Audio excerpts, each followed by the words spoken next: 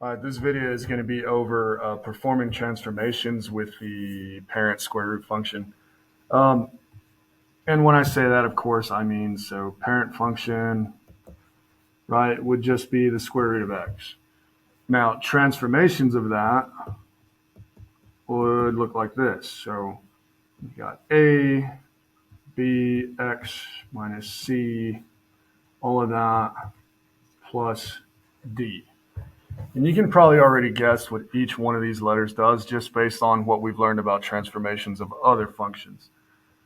So A tells us our vertical stretch or shrink. And we have stretch whenever A is greater than 1. We have shrink whenever A is in between 0 and 1, right? And the other important thing to note is that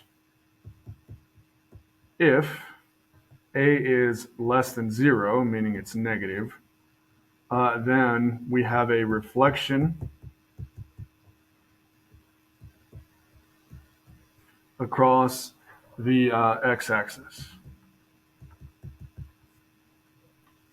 Okay, then we've got B over here, and B also does the same things. It also does vertical stretch and shrink, right? And it reacts the same way. So stretch if B is greater than 1, shrink if 0 is less than B is less than 1. But the difference here is if B is less than 0, meaning negative, if B is less than 0, uh, we have a reflection across the y-axis instead. So that's the difference there. And actually, yeah, I'm not going to go into too much detail. You're going to see very few examples that are going to even have a B, just to try and keep things pretty simple for the sake of like a high school algebra class. And then real fast, getting ahead of myself, skipping C. So C, that's your horizontal shift. Right, and let's remember, this is counterintuitive, right? So if we have, a plus some number C, that moves us to the right. If we have a minus some number C, that moves us, sorry, it's early in the morning. I just said it was counterintuitive.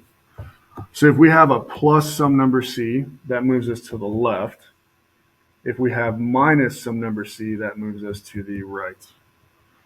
Okay, and then D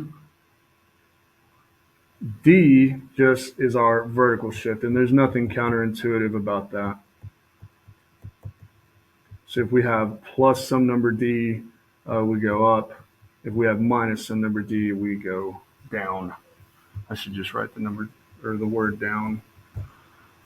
Okay, so that about covers what we've got here. So let's look at some actual examples. And like I said, as far as B is concerned, we're going to see literally like none of that in high school algebra as far as I'm concerned.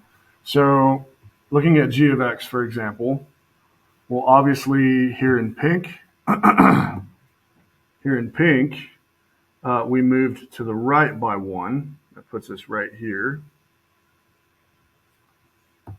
There in orange, we moved to the left by 1. That puts us right here.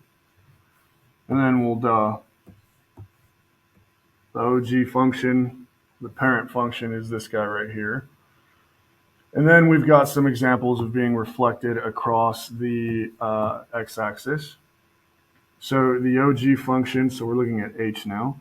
So the OG function, again, would just be this guy right here. Here in orange, we have a vertical stretch of positive 2. And then we decide to flip-a-roni, and let's say we have a negative 2 instead. So that would flip us across this x-axis here.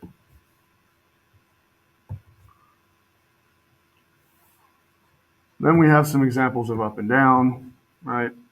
So orange, we obviously have been shifted up by 2, which would be k of x here, and we're talking about the positive 2.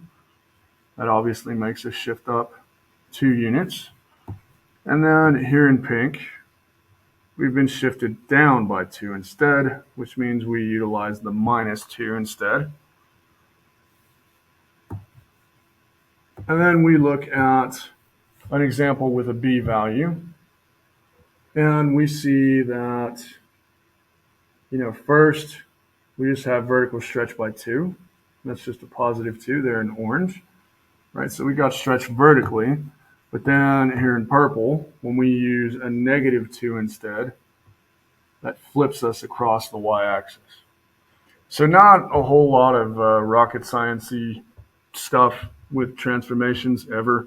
It's always just the same stuff over and over and over again. If you have any questions over how transformations work with square root functions, obviously shoot me an email or come and see me. Goodbye.